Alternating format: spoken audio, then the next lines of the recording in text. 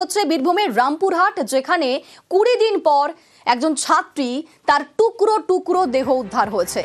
আর এবার সেই ধর্ষক শিক্ষকের ঘরে সেক্স টয়। রামপুরহাটে ছাত্রী খুনে জালে শিক্ষক, ধৃত শিক্ষকের ভাড়া বাড়িতে উদ্ধার সেক্স টয়। ছাত্রীকে ঘরে আটকে রেখে ধর্ষণ, দিনের পর দিন আটকে রেখে ধর্ষণ এবং তারপর খুন, তারপর দেহ টুকরো টুকরো করে প্রমাণ লোপাটের চেষ্টা। আমাদের সঙ্গে এই মুহূর্তে সরাসরি রয়েছেন প্রতিনিধি অক্ষয়। অক্ষয়, এখনো পর্যন্ত কি কি তথ্য সামনে আসছে? বাড়ি থেকে ঠিক কি কি উদ্ধার করা গিয়েছে?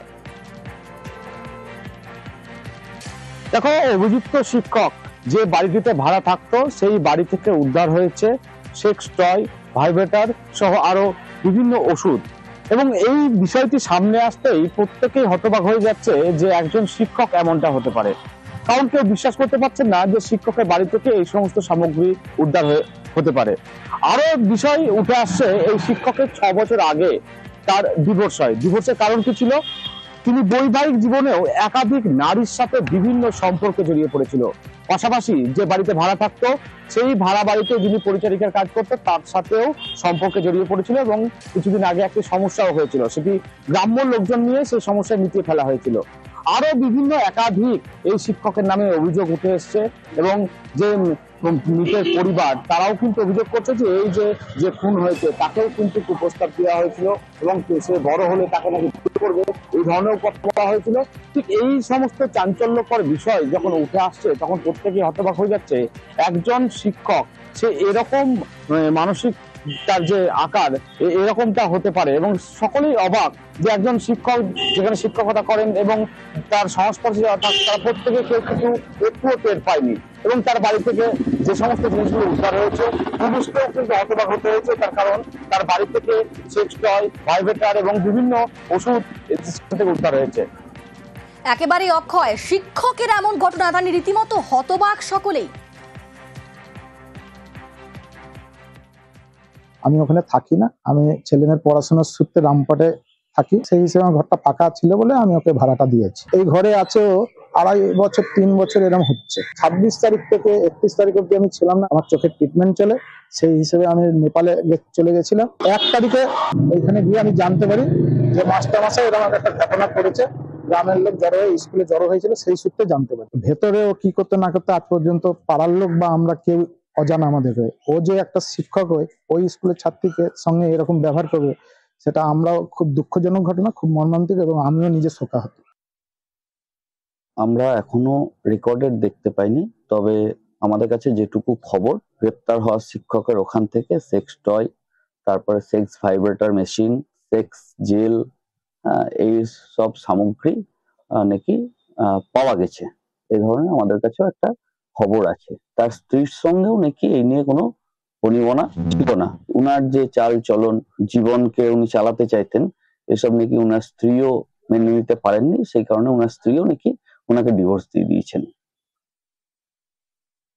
এটাকে যেটা লোপাট করার চেষ্টা করেছিল, সে প্রথমে পিস পিস করেছিল, সিমেন্টের প্লাস্টিক ব্যাগে করে ফেলে দিয়েছিল কাঁদরে। কিছুটা বডির পার্ট পেয়েছি, নিচের যে অংশ সেই অংশ পেতে কিন্তু পুলিশ মরিয়ার চেষ্টা চালিয়ে যাচ্ছেন এবং কি উইপেন্স দিয়ে কাটা হয়েছে সেটার ব্যাপারেও কিন্তু পুলিশ খুব তৎপরতার সঙ্গে কাজ চালিয়ে যাচ্ছেন।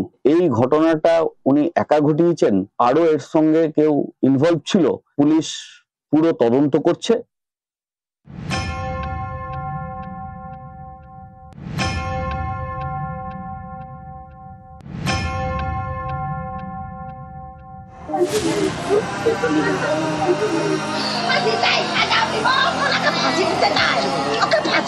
তুমি বড় হলে তোমাকে বিয়া করব, তোমাকে কারো সাথে যেতে দেবো না, আমি বিয়া করব তোমাকে বড় হলে।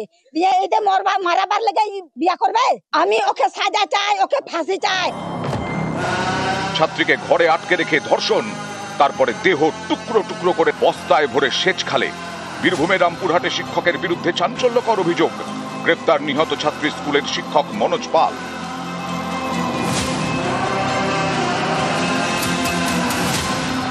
মা বললে ফোন করে স্কুলে পৌঁছায়নি, টিউশন भी পৌঁছায়নি।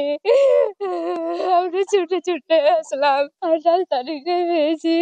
মা বাবা সেদিন থেকে খুঁজছিল, মাস্টারকে শুনতে হচ্ছে, এখন ওই মাস্টারের ফাঁসি চাইছি। তদন্ত যেভাবে এগোচ্ছে তাতে আমাদেরও সাসপেক্ট যে তাকে প্রথমে ধর্ষণ, পরে তাকে খুন করা হয়েছে। রামপুরহাটের বারোমেশিয়ার বাসিন্দা বছর 13-র আদিবাসী ছাত্রী। পরিবারের দাবি, 28শে অগস্ট টিউশনের জন্য বেরিয়ে নিখোঁজ হয়ে যায় ছাত্রী। সেদিনই রামপুরহাট থানায় নিখোঁজ ডায়েরি করে পরিবার। ছাত্রী স্কুলের ফিজিক্সের শিক্ষক মনোজ পাল, বাড়ি পুরুলিয়ায়, রামপুরহাটে ভাড়া বাড়িতে থাকে। নিহত ছাত্রীর পরিবারের অভিযোগ, একাধিকবার শারীরিক সম্পর্কের প্রস্তাব দেয় শিক্ষক মনোজ পাল। একবার বলেছিল একটু বড় হোক রাখবো, আর একটু বড় হোক রাখবো, বিয়ে করার প্রস্তাব দিয়েছিল। মঙ্গলবার গ্রেফতার করা হয় শিক্ষককে। পুলিশের দাবি, সেদিনই জেরায় খুনের কথা স্বীকার করে ওই শিক্ষক। প্রাথমিক অনুমান, ছাত্রীকে ঘরে আটকে রেখে লাগাতার ধর্ষণ করে শিক্ষক মনোজ পাল। তারপরে খুন করে দেহ টুকরো টুকরো করে বস্তায় ভরে। বস্তাবন্দি দেহ ফেলা হয় কালীডাঙ্গার কাছে একটি সেচ খালে। সেখান থেকেই মঙ্গলবার রাতে দেহ উদ্ধার করে পুলিশ। পুলিশের দাবি, দুটি হাত এবং দুটি পা পাওয়া যায়নি। ছাত্রীর যে দেহাংশগুলি উদ্ধার হয়েছে সেগুলি পচতে শুরু করেছে।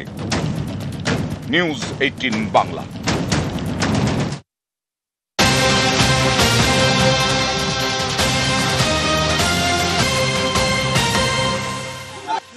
রামপুরহাটে ছাত্রীর ধর্ষণ খুনে উত্তাল রামপুরহাট। স্কুলের গেটে তুমুল বিক্ষোভ অভিভাবকদের, প্রধান শিক্ষককে মারধর অভিভাবকদের। যে ছবি দেখতে পাচ্ছেন, প্রধান শিক্ষককে মারধর করছেন বিক্ষোভকারীরা। স্কুলে ঢুকতে গেলে প্রধান শিক্ষককে মার, আর পুলিশের সামনে প্রধান শিক্ষককে চড় ঘুষি।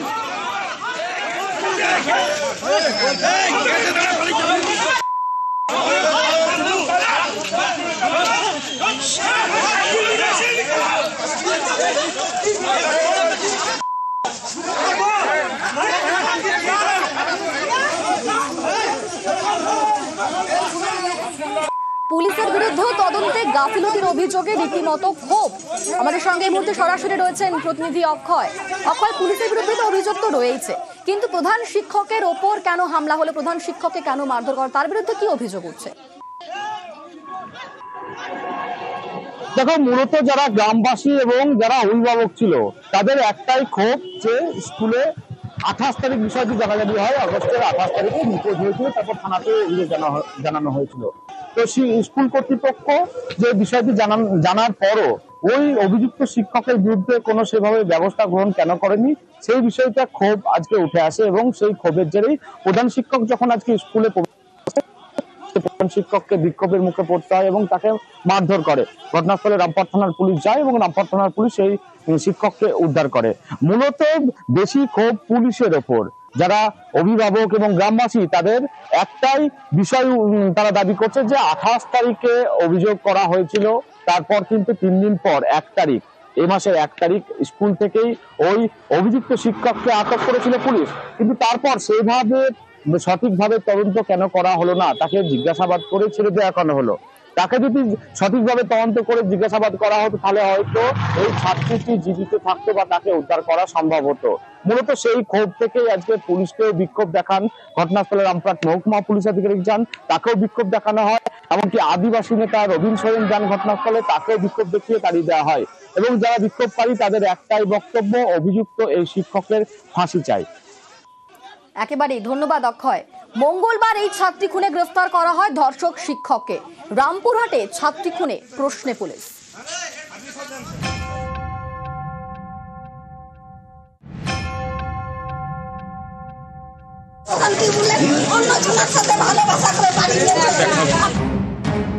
বীরভূমের রামপুরহাটের 7ম শ্রেণীর ছাত্রী গত 28শে অগস্ট নিখোঁজ হয়ে যায়। পরিবার অভিযোগ জানায় রামপুরহাট থানায়। অভিযুক্ত শিক্ষকের বিরুদ্ধেও থানায় জানানো হয়। অভিযোগ, পদক্ষেপই নেয়নি পুলিশ। যখন খোঁজ পেল ততক্ষণে সব শেষ। 20 দিন পরে মঙ্গলবার কালীডাঙ্গার সেচখাল থেকে বস্তাবন্দি টুকরো টুকরো দেহ উদ্ধার হয়। গ্রেফতার করা হয় সেই শিক্ষককেই। আমরা রিপোর্ট লিখেছি তো কি করছিল এতদিন বলতে কিছু করে না পুলিশ কেস তো করেছিল কিছু তদন্ত করে নাই আগে মাস 28 তারিখে হয়ে গেছে আর আজকে কত তারিখ হচ্ছে তাহলে বলুন তো কতদিন হয়ে গেছে। পরিবারের দাবি 28 আগস্ট টিউশনের জন্য বেরিয়ে নিখোঁজ হয়ে যায় ছাত্রী। সেদিনই রামপুরহাট থানায় মিসিং ডায়েরি করা হয়। অভিযোগ গুরুত্বই দেয়নি পুলিশ। পরিবার বারবার থানায় গিয়ে স্কুল শিক্ষকের বিরুদ্ধে অভিযোগ জানায়। সেই মতো 1 সেপ্টেম্বর শিক্ষক মনোজ পালকে আটক করে পুলিশ, কিন্তু জিজ্ঞাসাবাদ করে নাকি কিছুই জানা যায়নি, তাই তাকে ছেড়ে দেওয়া হয়। পরিবারের দাবি পুলিশ তাদের বলে প্রেমিকের সঙ্গে পালিয়ে গিয়েছে ছাত্রী।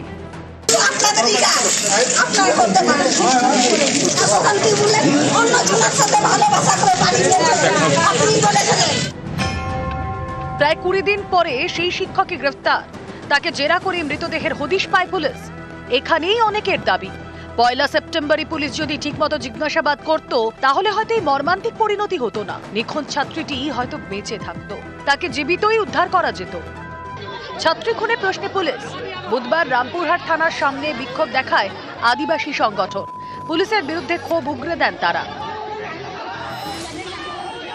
আমরা রিপোর্ট লিখেছি তো কি করছিল এতদিন বলতে কিছু করে না পুলিশ কেস তো করেছিল কিছু তদন্ত করে নাই আগে মাস 28 তারিখে হয়ে গেছে আর আজকে কত তারিখ হচ্ছে তাহলে বলুন তো কতদিন হয়ে গেছে। আমাদের লজ্জা বোধ করে আজকের দিনে সেই শিক্ষকদের উপর যে এইভাবে অন্যায় অত্যাচার করে নাবালিকা মেয়ের উপর কত লোক তার উপর ধর্ষণ করে তাকে মেরে খুন করে দেয়, ক্যানেলে জলে ভাসিয়ে দেয়। এই শিক্ষক সমাজের একটা কলঙ্ক।